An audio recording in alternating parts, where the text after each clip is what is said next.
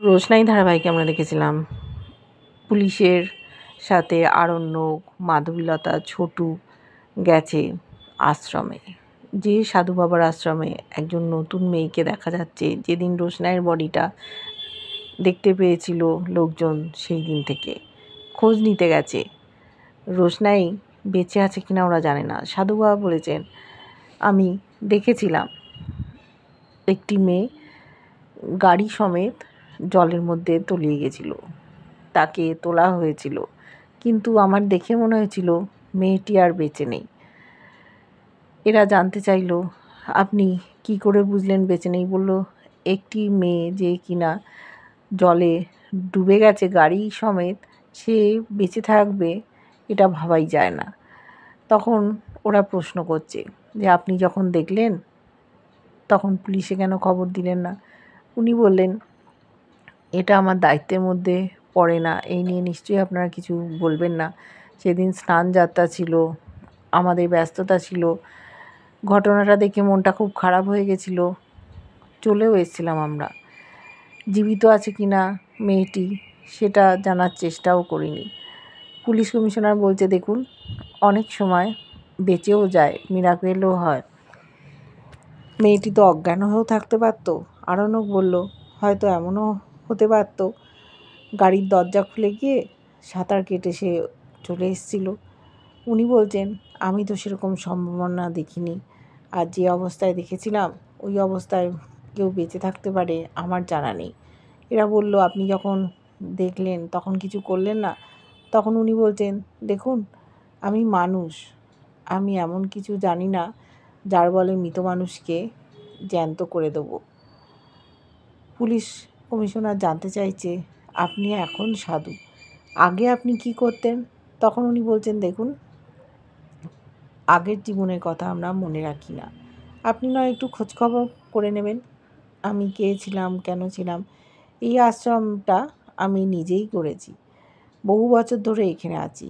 এদের কাজকর্ম সম্বন্ধে জানতে চাইছিল, এমনকি আশ্রম পরিদর্শন করবে, কে কোথায় আছে সব দেখবে। উনি বারণ করেছেন, বলেছেন, দেখুন, এই আশ্রমে আবাসিকরা সব আছে, বাইরে থেকে অনেকে আসে কাজ শেখার জন্য, আমি তাদের ট্রেনিং দিই, এমনকি কোনো ছেলেমেয়ের মধ্যে ভাব ভালোবাসা হয়ে যায়, তাদের বিয়ে থা দিয়ে সংসার করারও পারমিশন আমরা দিয়ে দিই।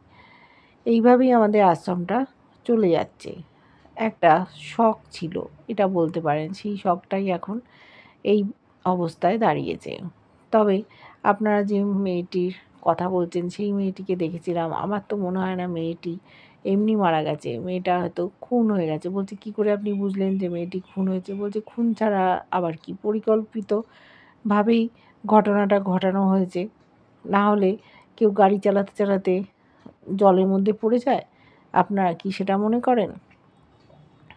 এদিকে গরিমা টিভি চালিয়েছে, টিভিতে ওর মায়ের খবর বলছে যে সুরঙ্গমা মুখার্জিকে অ্যারেস্ট করা হয়েছে, সেই খবরটা বড় করে ছাপানো হবে, এমনকি নিউজ চ্যানেলে বলাও হবে রোশনাই হত্যার মামলায় অ্যারেস্ট হয়েছে।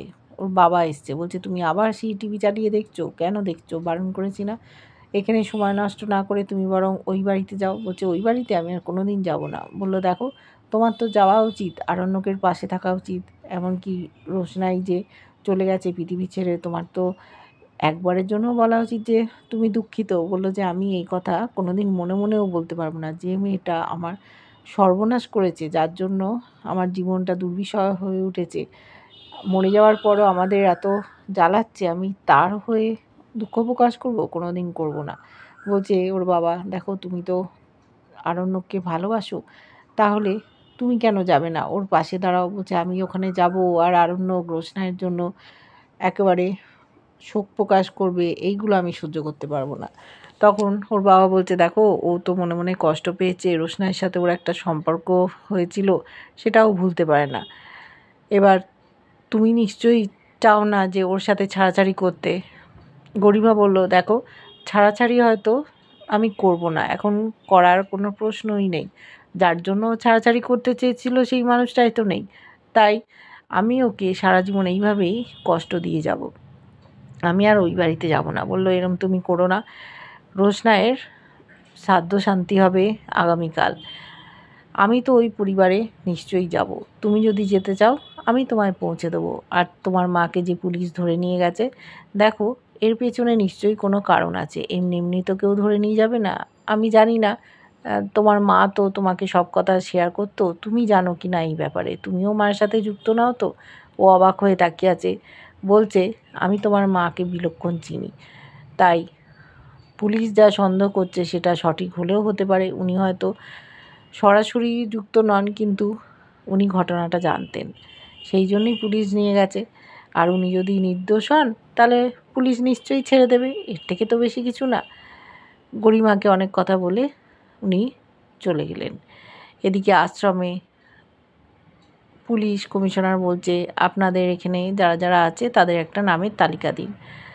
তখন গুরুজি বললেন, ঠিক আছে, আমি সবাইকে ডাকছি। এদিকে রোশনাইকে নাম দিয়েছেন ওরা নয়নতারা। আশ্রমবাসী এক মহিলা বলছে, তোমাকে কেন সামনে যেতে দিচ্ছে না, কেন তোমাকে গুরুজি আড়াল করে রাখছেন, আমি তো বুঝতে পারছি না। রোশনাই বলল, সেটা আমিও জানি না। বলছে, দেখো তোমার খোঁজে অনেকে এসছে, তুমি কে চেনো? বলছে, এত দূর থেকে আমি তো বুঝতে পারছি না।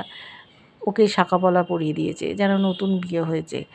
মাথায় এক গলা ঘোমটা টেনে তবে যেতে বলেছে। সবাইকে জেরা করছে পুলিশ, কে কত বছর ধরে আছে, এক একজন এক এক রকম বলছে। সেই সময় রোশনাই এক গলা ঘোমটা দিয়ে বাকিদের সাথে গেছে। এরা অবাক হয়ে গেছে, এই মেয়েটিকে এত বড় ঘোমটা দিয়ে কেন, ওর মুখটা দেখতে চায়। কিন্তু সাধু বাবা বলেছে, না, ওর মুখ দেখা যাবে না। কেন দেখা যাবে না? ওর সবে বিয়ে হয়েছে, সেই জন্য মুখ দেখা যাবে না, ওদের নিয়ম আছে, সেই নিয়মে আমরা অলঙ্ঘন করতে পারবো না। তখন সকলে জানতে চাইলো, স্বামী কোথায়? আরেকটি ছেলেকে সাথে সাথে উনি ডাকলেন, তোমার স্ত্রীর পাশে তুমি দাঁড়াও। জিজ্ঞেস করলো আরণ্যক, তোমার নাম কি? চুপ করে আছে রোশনাই। উনি দেখছেন বিপদ। তখন উনি বললেন, দেখো, ওদের সম্প্রদায়ের একটা নিয়ম আছে, বিয়ে হয়েছে, ওরা 10 দিন কথা বলে না, চুপ করে থাকে, তাই নামটা কি করে বলবে? সবাই অবাক হয়ে তাকিয়ে আছে।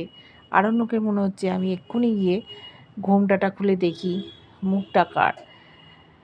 মনের মধ্যে একটা সন্দেহ হচ্ছে যে এই মেয়েটি কি বড় স্ত্রী, তাও একটা আশা থেকে যাচ্ছে।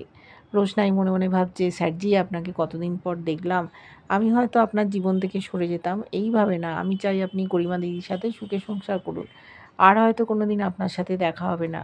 আপনি তো দিব্যি আছেন, কিন্তু ছুটোছুটি করছেন, ওষুধ খাচ্ছেন কিনা জানি না, যেই আমি চলে এসেছি আপনি এরকম ঘুরে ফিরে বেড়াচ্ছেন। আমি ভেবেছিলাম আমার সুখে আপনি হয়তো বাঁচবেন না, কিন্তু আপনি তো বেঁচে আছেন, সবার সাথে এসছেন। আপনি ভালো থাকুন, সুস্থ থাকুন, এইটুকুই চাই। আমাকে আর আপনি হয়তো কোনো দিন এই জীবনে দেখতে পাবেন না। মনের মধ্যে কষ্টও হচ্ছে।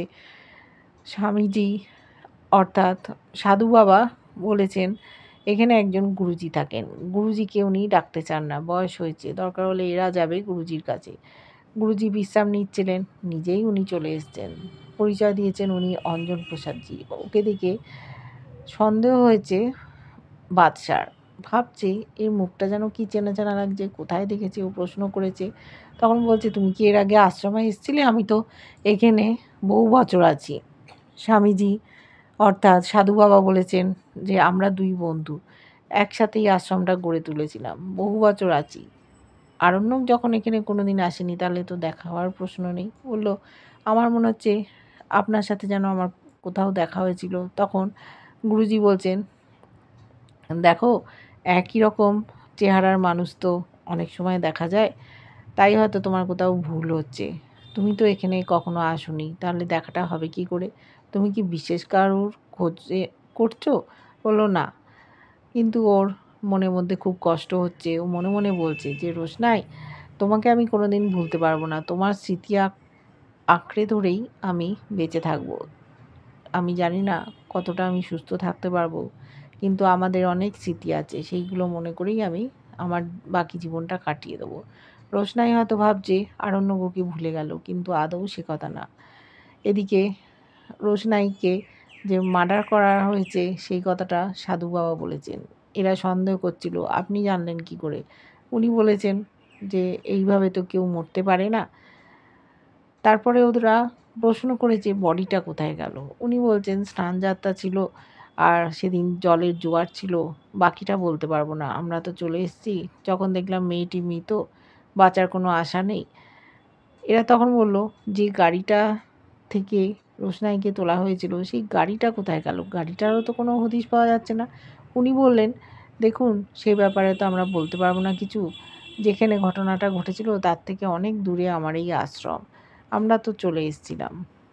আর কাছাকাছি একটা গ্রাম আছে, ওরা খুব একটা সচ্ছল নয়, বলা যায় না, গাড়ির পার্টসগুলো টুকরো টুকরো করে কেটে নিয়ে বিক্রি করে দিয়েছে, ওদের সংসার চলে না, বড্ড অভাবী। এটা হলেও হতে পারে, আপনারা খোঁজখবর নিয়ে দেখতে পারেন। সাধু বাবার উপর ওদের একটু সন্দেহ হচ্ছিল। ওরা বলছিল যে আপনি তো সাধু, আশা করি আপনি কোনো রকম ছলচাতুরি বা মিথ্যার আশ্রয় নেবেন না। আর পুলিশের কাছে সবাই বিচার প্রার্থী, বিচারের ঊর্ধ্বে কেউ নয়, তাই আপনি কিন্তু সব সত্যি কথা বলবেন। কিন্তু রোশনাইকে বাঁচানোর জন্য উনি সর্বৈব মিথ্যে কথা বলে গেলেন। রোশনাইয়ের একটা মিশন আছে, ওর বাবাকে জানতে পারবে। ও যদি এখন এদের সামনে চলে আসে তাহলে ওর বাবাকে সেটা আর ওর এই জীবনে জানা হবে না। ওকে নাচ করতে হবে, ওকে ঘোমটা দিয়েই ও নাচটা করবে। ওর অনেক দিনের ইচ্ছে ওর বাবাকে জানার, সেটা এই স্বামীজি বলেছেন ও জানতে পারবে কদিন পরেই। ওকে তার জন্য নৃত্য পরিবেশনা করতে হবে। ও রাজি হয়ে গেছে। এবার পুলিশ আর ওর বাড়ির লোকজন যখন কিছুই পেল না, তখন স্বামীজি বলছেন যে আপনারা কে হন, মেয়েটির কি বাড়ির কেউ? বললো হ্যাঁ, আমরা ওর আত্মীয় হই, ও আমাদের বাড়িরই একজন মেম্বার ছিল। এবার আর কিছু জানার নেই, তখন ওরা বলল আমরা এবার চলে যাচ্ছি। কিন্তু মনের মধ্যে সন্দেহ হচ্ছিল যে হয়তো রোশনাইকে ফিরে পেলে পেতেও পারেন, কিন্তু এই মেয়েটার এক গলা ঘোমটা কেন, কেউ মুখ দেখতে পারলো না। মাধবীলতাও এগিয়ে গিয়েছিল, দেখতে পায়নি। ছোটুও ছিল, সবাই দূর থেকেই দেখলো। পরস্ত্রীর মুখ সে তো আর খুলে দেখা যায় না। যখন সাধু বাবা বলছেন তার কথা অমান্য করা যায় না, এটা একটা আশ্রম, এদের কিছু নিয়মকানুন আছে, যদি লঙ্ঘন করে তাহলে ওনারা ছেড়ে কথা বলবেন না। পুলিশ নিয়ে গিয়েও কোনো লাভ হলো না, এদিক ওদিক ওরা ঘুরেও দেখতে পেল না, সামনে থেকেও আরণ্যক চিনতে পারল না রোশনাইকে। এরপর রোশনাই কী করে বাবার খোঁজ পায় সেটাই আমরা দেখব। কেমন লাগছে ধারাবাহিকটা জানিও, ভালো লাগলে লাইক কমেন্ট সাবস্ক্রাইব করা, যারা ফেসবুক পেজ থেকে দেখছো ফলো করে সাথে থেকো।